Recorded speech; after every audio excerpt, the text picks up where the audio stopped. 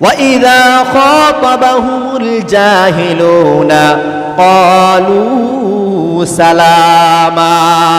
আর তাদের সাথে যদি মূর্খ এবং অজ্ঞ লোকেরা, নির্বোধ লোকেরা, অসৎ লোকেরা, বদমাশ লোকেরা যদি তাদের সাথে না জেনে বা মূর্খতাবশত যদি তাদের সাথে খারাপ বিহেভ করে, খারাপ আচরণ করে, তখন তারা তাদের সাথে খারাপ আচরণ না করে বরং তারা তাদেরকে বলে ক্বালু সালামা, সালাম, তোমারে সালাম জানাই, আমি শান্তি কামনা করি, তোমার সাথে ঝগড়া করার মতো সেই মুরদ আমার নাই।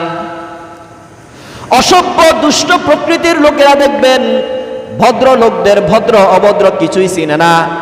গ্রামের মধ্যে এলাকার মুরব্বী, হাজি সাহেব, কাজী সাহেব কিছুই সে চিনে না।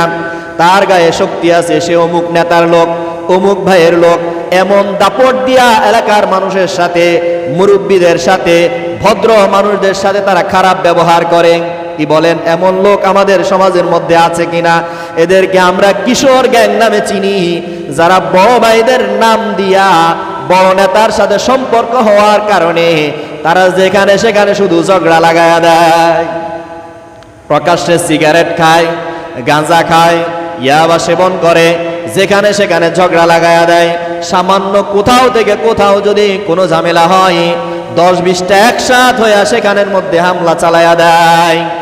আল্লাহ পাক রব্বুল আলামিন বলেন, এমন সমাজের মধ্যে অসভ্য দুষ্ট বদমাশ লোক যদি তোমাকে কোনো খারাপ ব্যবহার করে, খারাপ আচরণ করে, তাহলে রহমানের বান্দার স্বভাব হচ্ছে সে বলে ক্বালু সালামা, আমি শান্তি চাই, তোমারে সালাম, হাজার সালাম, তোমার সাথে ঝগড়া করব না।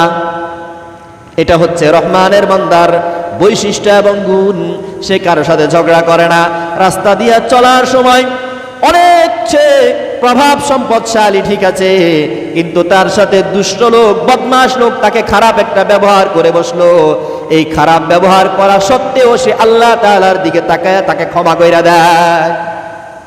এটা হচ্ছে কি রহমানের বান্দার বৈশিষ্ট্য। ওয়াল্লাযীনা ইয়াবিতুনা লিরাব্বিহিম সুজদাও ওয়া কিয়ামা। রহমানের বান্দার দিনের বেলার অবস্থা হলো তারা মানুষের সাথে বিনয় নম্র হয়ে চলাফেরা করেন, মানুষের সাথে ঝগড়া ফাসাদ করে না, কারোর সাথে খারাপ